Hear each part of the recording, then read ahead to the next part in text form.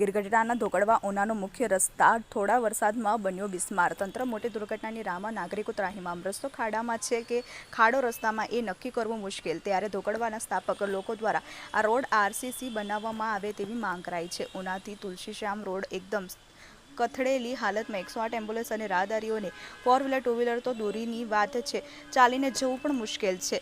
આ માર્ગ અમરેલી, ધારી, રાજકોટ, અમદાવાદને જોડતો રોડ છે. ત્યારે રોજની અંદાજિત 10 વાર એમ્બ્યુલન્સ સેવા અમરેલી, રાજકોટ, અમદાવાદ જવા એમરજન્સી સેવા હોય છે. ત્યારે દર્દીના આ ખાડામાં ઘણી મુશ્કેલીનો સામનો કરવો પડે છે. ત્યારે સ્થાનિક અશોકભાઈ બલદાણિયા પાસેથી જાણવા મળતી માહિતી મુજબ રોડ એક્સિડન્ટના કિસ્સાઓ સામે આવતા હોય છે. ધોકડવા ગામ ગીરગઢડા તાલુકાના બીજા ગામોની સરખામણી એ વિકસિત ગામ છે. ધોકડવા ગામમાં 20 ગામોનું ખરીદીનું કેન્દ્ર છે, છતાં પણ તેનો મેઇન રોડ અતિ બિસ્માર છે.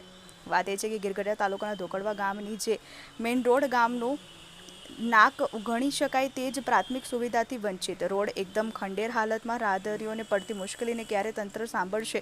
શું આ રોડ આરસીસી થશે કે પછી લોકોને આવા ખાડાની ટેવ પાડવી પડશે? Manu Quad, TV 18 news, Gir Gadhada.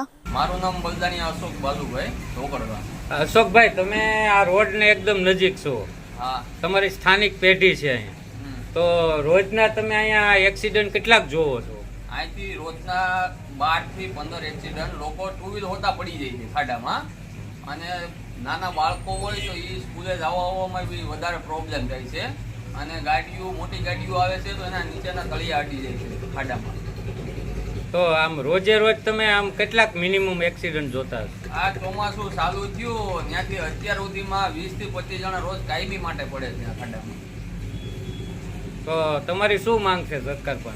સરકારને અમે એટલું જ કહેવા માંગીએ કે આટલો રોડ છે કે સિમેન્ટ રોડ કરી દે. આ બહુ ખરાબ હાલત છે, આમાં કોઈકના જીવ જાય પછી તંત્ર જાગશે એવું લાગે છે.